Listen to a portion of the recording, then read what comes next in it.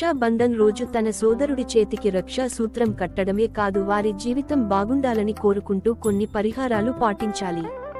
సంపద, సంతోషం, శ్రేయస్సు కోసం సోదరి పాటించాల్సిన పరిహారాలు ఏంటో తెలుసుకుందాం. వీటిని అనుసరించడం వల్ల సోదరుడి జీవితం ఆనందంగా ఉంటుంది. అన్నా చెల్లెళ్ల మధ్య అపూర్వమైన ప్రేమకు గుర్తుగా ఏటా రక్షాబంధన్ పండుగ జరుపుకుంటారు. ఆ రోజు ఎంత దూరంలో ఉన్నా కూడా సోదరుడు తన సోదరితో రాఖీ కట్టించుకోవడం కోసం తాపత్రయపడతాడు. తమ ప్రియమైన సోదరుడు చేతి మణికట్టుకు రక్షా సూత్రాన్ని కట్టి తమకు జీవితాంతం రక్షణ కల్పించమని కోరుకుంటారు. ఈ ఏడాది ఆగస్టు 19 సోమవారం రక్షాబంధన్ వచ్చింది.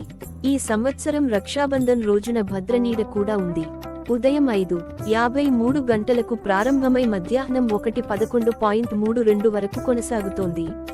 అందువల్ల మధ్యాహ్నం 1:33 నుంచి రాఖీ కట్టేందుకు అనువైన సమయం. అయితే రాఖీ కట్టేటప్పుడు కొన్ని నియమాలు పాటించాలి.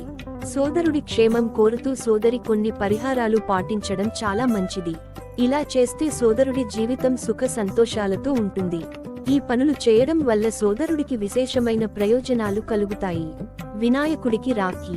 అన్నదమ్ముల మధ్య ఏదైనా సమస్య ఉన్నట్లయితే రాఖీ పండుగ రోజు సోదరి ముందుగా వినాయకుడికి రాఖీ కట్టాలి. ఆ తర్వాత తన సోదరులకు కడితే మంచిది. ఇలా చేయడం వల్ల అన్నదమ్ముల మధ్య ప్రేమ పెరుగుతుంది. వారిద్దరి బంధం బలపడుతుంది.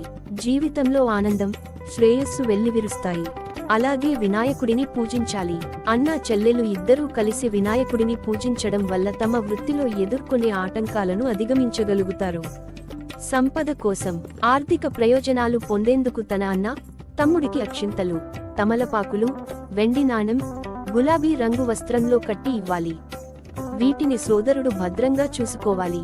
ఇలా చేయడం వల్ల ఆ సోదరుడి ఇంట్లో ఎప్పటికీ ఆర్థిక కొరత అనేది ఉండదు.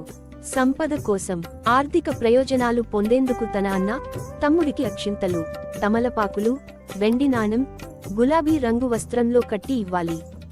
వీటిని సోదరుడు భద్రంగా చూసుకోవాలి. ఇలా చేయడం వల్ల ఆ సోదరుడి ఇంట్లో ఎప్పటికీ ఆర్థిక కొరత అనేది ఉండదు. సంతోషం కోసం, రాఖీ పండుగ రోజు మీకు తోచిన విధంగా పేదవారికి ఆహారాన్ని పంచాలి. అలాగే ఆవులకు పచ్చగడ్డి వేయాలి. ఇలా చేయడం వల్ల జీవితంలో ఆనందం, శాంతి, శ్రేయస్సు ఉంటాయి. చంద్రుడి ఆరాధన. పౌర్ణమి రోజు రక్షాబంధన్ పండుగ జరుపుకుంటారు. అందువల్ల ఆ రోజు చంద్రోదయం సమయంలో చంద్రదేవుడిని పూజించాలి. చంద్రుడికి అర్ఘ్యం సమర్పించాలి. ఇలా చేయడం వల్ల జీవితంలో సంతోషం, ప్రశాంతత నెలకొంటాయి. రాఖీని శుద్ధి చేయాలి.